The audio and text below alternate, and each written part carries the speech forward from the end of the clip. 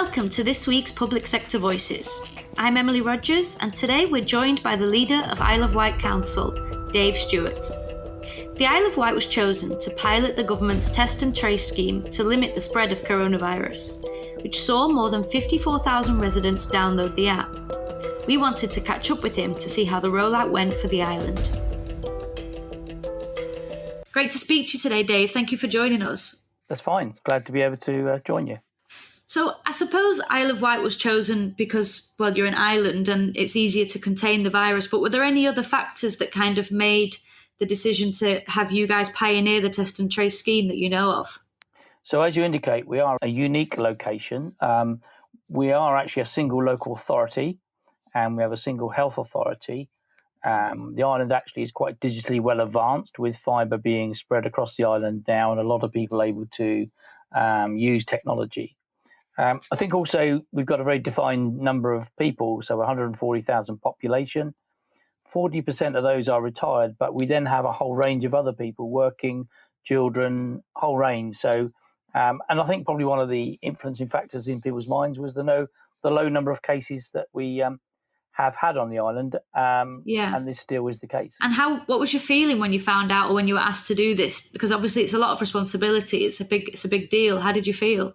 I think we're actually quite proud to have the opportunity to, as we described it, lead the country on this. I had really good communication in my mind so that we could take the residents with us. Everybody then knew that we were being asked by government to develop the app. And I asked somebody, why did you download it? And they just said, well, it's the right thing to do. And we had 54,000 people downloaded it. Yeah, it's no mean feat to get everybody kind of in the same ship as well. No, absolutely. But the people came on board. We've got a really good community on the island, and it's about communication. So we were very pleased. And how's the reaction been then from the council staff as well as the residents?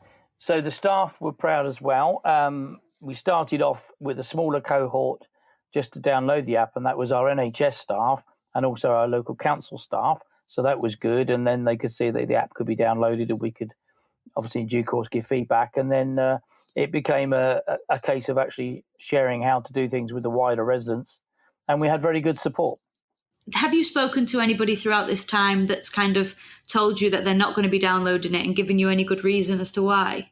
Yes, we had some people that didn't. I mean, some people because they just couldn't. Their phones weren't suitable to download the app. And that became one of the feedback issues that we submitted. And as you know, that's become part of the challenge for government as they looked at whether they use Apple or whatever. Others were concerned about confidentiality and security, although because I had a good briefing from the technical advisor, I was very aware that this was a Bluetooth app that ran from Bluetooth to Bluetooth. It wasn't sending personal data to the centre other than my general first part of my postcode. So I would put in P038, which could be quite a large area of the Isle of Wight, so they didn't know where I was, and it was all about sending signals to signals, a bit like a submarine. Yeah, and you had an article in the latest issue of PSE, and it mentioned how privacy wasn't really an issue. Am I right in thinking that there's no problem in that regard then? No, and that was an important area. If I was sort of advising somebody in my position as a leader to research, would have been the technical background to it. And once you understand that the phones talk to phones, they don't talk to the centre. The only time you have to give that sort of personal information is when you actually apply for a test. And that's no different now than if you go to the NHS. So I was quite comfortable with that. And indeed, as I say, the issue for me wasn't a problem. Some people had a perception. This is why you have to communicate and explain. But I think 54,000 people downloading the app told me we got the message over. Yeah, and that's also even more impressive when you were saying about how a lot of your residents are of the older generation, and sometimes it takes a bit longer to get to grips with this kind of thing. Yes, it did. But having said that, it was surprising because of the actual coronavirus epidemic. A lot of older people had been provided with the ability to speak to their family through smartphones and other methods. So in some ways, we were in a good place to start with because people had got used to using technology. And so for some elderly people, we didn't want to put them in a box and say, oh, well, you're old, you can't do it. Actually, they could. Yeah. And so what was more of an issue, I think, was that clearly we had a lot of shielded people. I think in all we have about 6,000 who were on the list. And so clearly they weren't going to come out of their house anyway. Therefore, the likelihood of getting development from the app or full benefit wasn't there anyway. Right, got you. You mentioned earlier about the support that you were given. How much support were you given from central government when they entrusted you with this kind of thing? So we had very good support. I personally attended a briefing with the minister, who was Nadine Dorries. Matt Hancock had kept in communication and had acknowledged the island's contribution. That was important because he did it publicly, I recall, on the one of the ministerial briefings on TV, and that reassured the island what we were doing. I also had a meeting with the lead technical advisor, a guy called Geraint Lewis, who was, if you like, the brains behind the app's operation. And he took me through, and others, through how it operated, which meant when we got questions from people like yourself, rightly so, we were able to give that informed answer. And that's what people need. If you don't answer the questions to give them the confidence to go ahead, they fill the void with misinformation, and then you don't get the support. So communication was really crucial. Great. And it sounds like it's been quite a success in the Isle of Wight, but across the rest of the country, there's been a bit of controversy about it not picking up the way it was intended. What would you say to that? Well, I suppose if you're going to do a pilot of something and actually develop it and test it, we were the ideal place to do that. And the feedback that we gave, and we gave a full report at the end of it, has probably helped the government to understand that it isn't quite as easy as they first thought. Although we had a large download here, when you think about something like this going national with millions of people being asked to download, they need to be sure it's going to work properly and effectively. And as we all now know, test and tracing has become key to managing this virus. And what do you think is the missing link as to why it's not been as successful, apart from the sheer capacity and the number of people in England?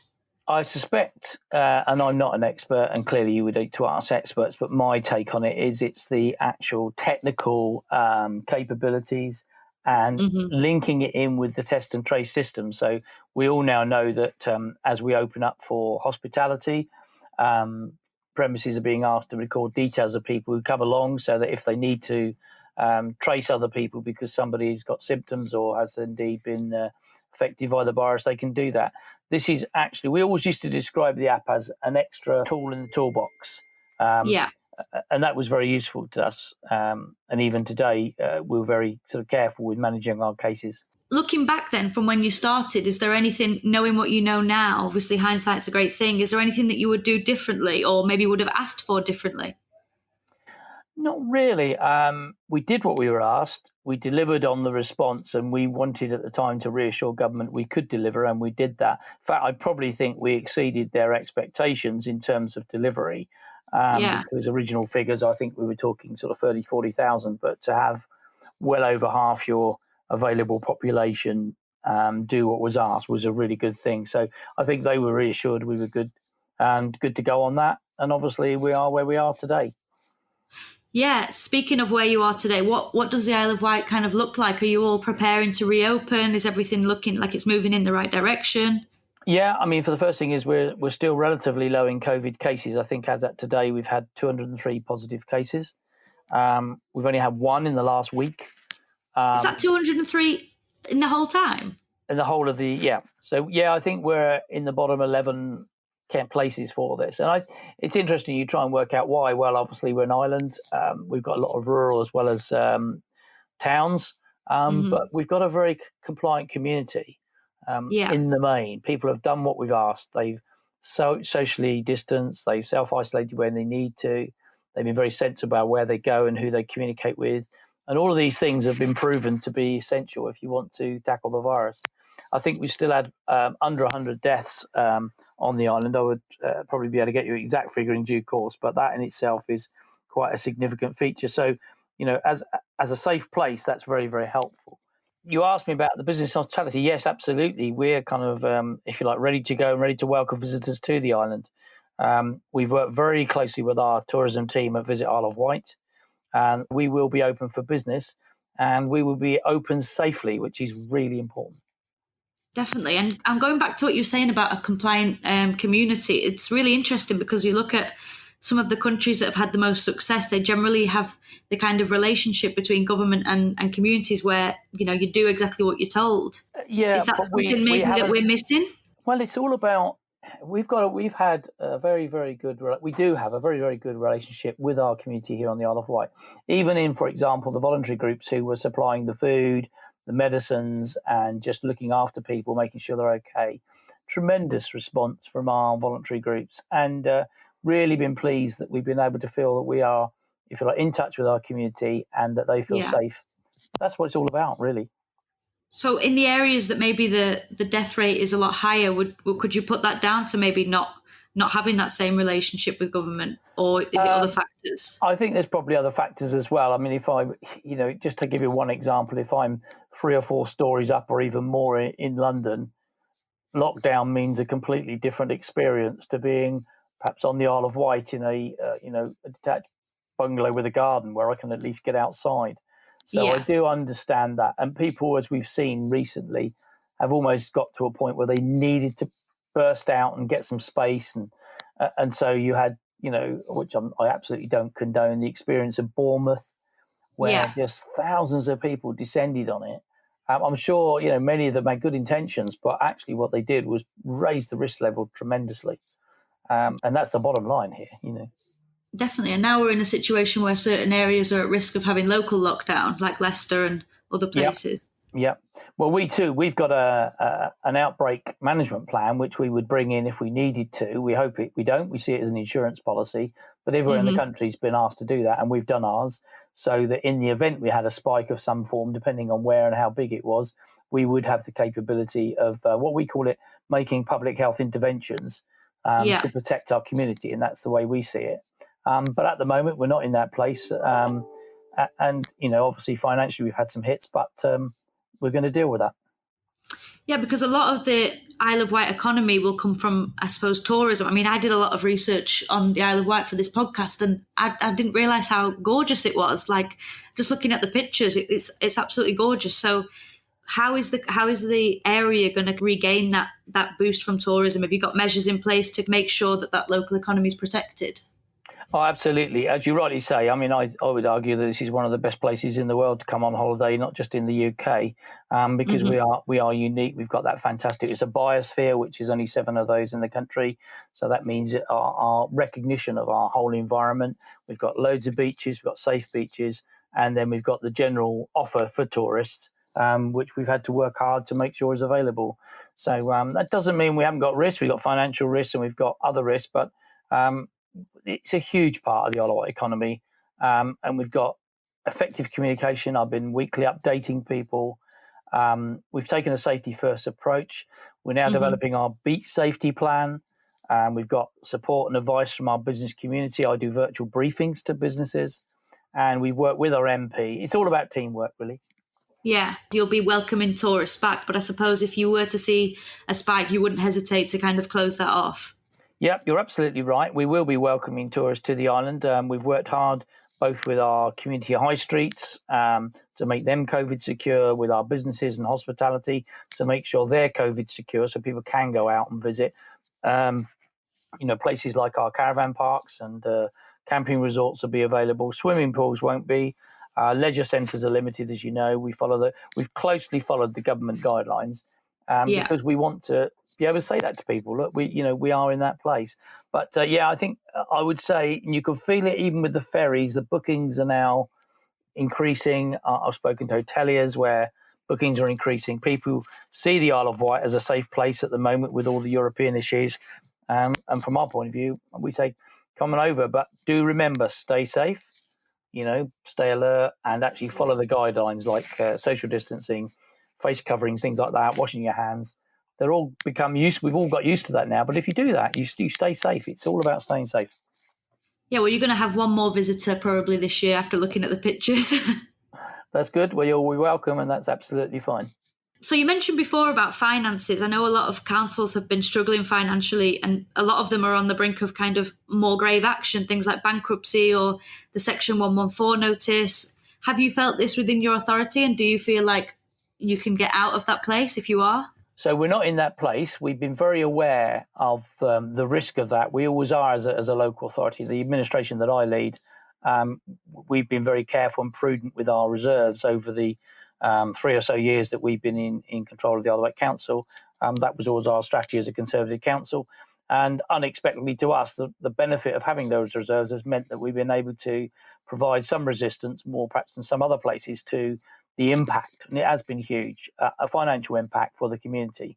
Now, it's not a bottomless pit. We've been very fortunate that government have helped the island with its businesses as it has elsewhere. And we've stayed the right side of the land. With the, I think, prudent management of our reserves, we've undertaken a financial review even in the last week or so. We've decided that we're able to stay the right side of the line, which for us is to have a £7 million reserve base, which is what we've always had. And then we've got a strategy now going forward, which will, we think, hopefully see us in that right place. But we make our case to government like everybody else. Obviously, all local authorities must have spent immense amounts of money, not just what the government's given them, but their own reserves and resources. And I can fully understand that some local authorities will be absolutely to the wire if they're not over the line. And why do you think that this is happening to some local authorities and not to others? Well, it'll probably be, I mean, as a local authority leader, some of it must be about how you're managing your situation, but it will also be about the pressures on you as a community, because we put health and well-being first in our kind of list of priorities with this. The second one was maintaining services. I mean, we've got a high level of vulnerable people, but we've made sure we've looked after them. And then economic recovery, which is where we are now, was our third priority, because we know that without that, we're going to have high unemployment and all the other negative things that associate with that. So I suppose for me, that's how we've done it. I've shared that with my colleagues in Hampshire, Southampton and Portsmouth. I can't comment on what's happened in other parts of the country, but there is no easy one-size-fits-all. And it's a challenge. I mean, the government have done some amazing stuff on following people and all of that. But we've just got to work together to get out of this. And I am really have a lot of empathy for authorities that can't do even what we've done. But the good thing about the island is we have achieved it. So we're pleased about that. Yeah, and I suppose a lot of it will also depend on what position you were in before the pandemic broke out. I think so. I think it's back to my point about reserves. We've been pretty prudent with that and built that up. What we've now focused on is re-engaging and re-energizing our economic position, and that's important. And you need a little plan. You need to keep monitoring it closely, and you need to work with your community to help you through. There will be, sadly, businesses on the Isle of Wight who will not make it. We've done everything we can, but we do recognise that. But hopefully, through what we've done, a lot more businesses will make it, and we'll get to some sort of more normal in the sense. I don't think we'll ever go back to where we were, because a whole lot of things have changed.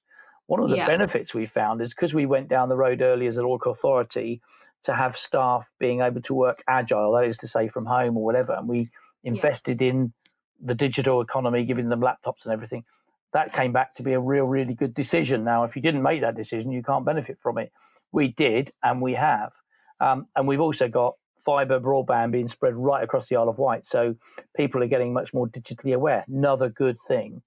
And it's all about judgment and making decisions, but nobody foresaw this. And I have every sympathy for areas where life is going to be even more difficult. And I think none of us want to see a second spike either. So we've got to keep that safety at the heart of our thinking. Yeah. So did you make that digital decision pre-pandemic or in reaction to? No, interestingly enough, we've been working with a company over here called White Fibre, who have and BT to be more digitally connected, and that program of work had started before the COVID epidemic, because it became one of the government's priorities. That organisation and the organisations with it have got the funding to literally make the island very digital. In fact, we're probably one of the most forward digitalised places in the country, with the exception of Jersey, which is already there. But of course, we're a lot closer to the UK. So that's why we've got a lot of businesses who are moving to the island to enjoy the environment that you talked about, but at the same time, be able to run their business. And lots of people are now used to working from home internationally. So I suppose I would be saying, well, you come and live on the Isle of Wight, you can do your work and you can enjoy the environment. Yeah, it's kind of win-win at the moment. It is, yeah, it is. And we're working hard on that because we see that as the future. As I said to you, I think people are going to have to change their working practice.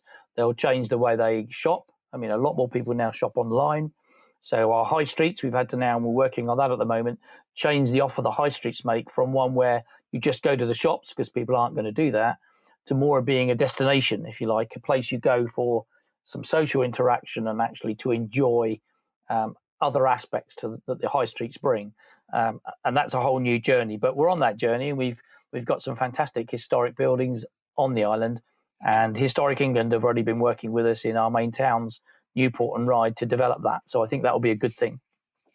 And in the long run, kind of embracing this digital world is bound to have an effect on like public costs and how much the council's spending on things, because as things become more efficient, I suppose you can cut down on costs. Well, you could do a number of things. So County Hall, which is our main building, if you like, was full of people.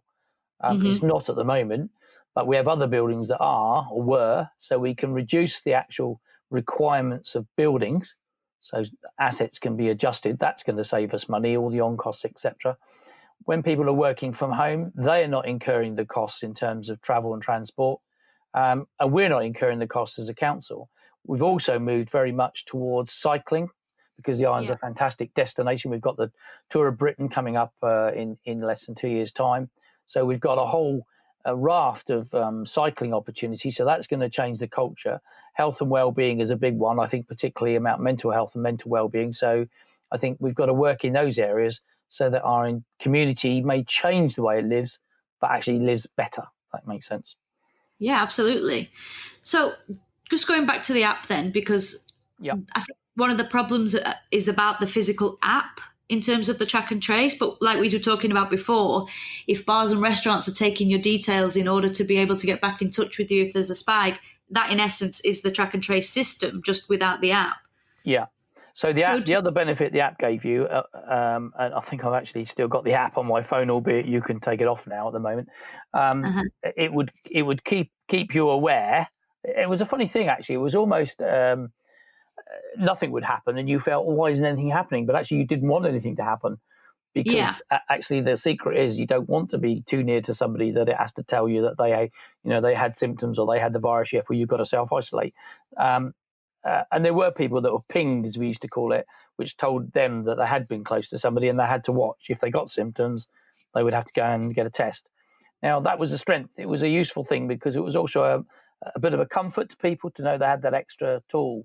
So we've still got the track and trace. I'm very sure that our local businesses and communities will voluntarily make sure that names are contacted and people are listed because they'll want to make sure that their premises can be made safe and can evidence that. It'll be interesting to see if the final app can do the job they want to do, and I hope it does. But it's a journey that the country's on now, and I think the latest they're talking about is, in a month or so's time, but it depends. They're all trying to link it all up. But check and trace is very tallenging, isn't it? You've got to try and find everybody that an individual had contact with over a period of time, a week or so before, whatever. We'll have to become mini investigators, but it's important we do because we want to protect the people that may have been in contact and therefore may have contracted the virus. And also we want to protect the people that may otherwise be in contact. And it's all about safety. But I think it can be done. And what choice do we have at the end of the day? The virus is here, whether we like it or not, and it's not going away anytime soon. Yeah, I think one of the things about having an app is that it makes it a lot more real for those people who kind of have brushed it off in the past. If you have an app and it's telling, this person's infected, it does become a bit more serious for people to take it seriously. No, it's a good point. I think also wearing a face covering, and again, the island was very quick to start making homemade face coverings, even though Boris and the government hadn't acknowledged it would be marginally beneficial. We already had community groups, sewing groups and everybody making them for volunteers and everybody else. And now that's turned out to be a good thing as well because, most people now, you go to the shops, like at Asda or whatever, a large number of people have got used to wearing a mask and being seen to wear a mask. And if that's an extra bit of safety, that's fine. You can't even go on public transport now without wearing something. So that's important. And obviously we've got ferries. So anybody coming to the island, the first thing they have to do is put a face cover on. That reminds them that the virus hasn't gone away, which is good. And then when they get here, they'll see signs in our streets, little 2-meter distances. They'll see signs in the shops wherever they go. So it's constant reminders that although you're living your enjoyed holiday or whatever, the virus is still here and we have to be sensible. Yeah, and hopefully in the not too near future, we'll be able to see it used in its full potential and really kind of driving down the statistics and making us, be able to embrace the new kind of normal. I hope so. I mean, being one of those people that had it on my phone and was able to check it daily and just see what's happening and know of people that had been, as I say, pinged a bit like a submarine. Clearly, they had been too close to somebody for too long. And even they felt, well, that's okay. Now I can quickly deal with that. If I feel any symptoms, I can go and get a test. And with the other thing we had over here, which was good, we had a mobile testing station to start with, and then that was turned into a permanent testing location, which remains here at the moment.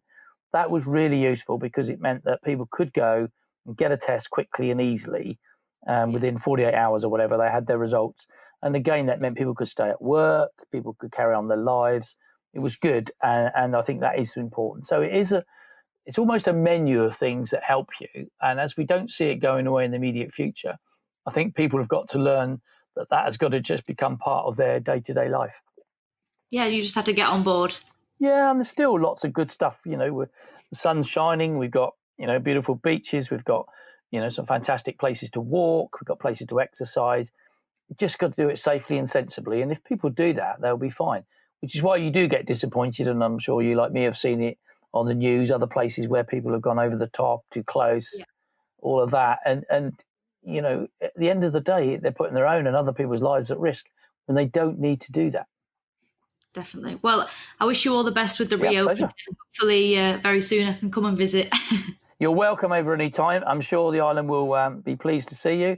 But stay safe. And if you get the chance to enjoy the sunshine, there isn't a better place in the country, I can assure you. Thank you very much, Dave. Okay. Join us next week as we'll be talking to the Director of the National Innovation Centre for Data, Steve Corhey.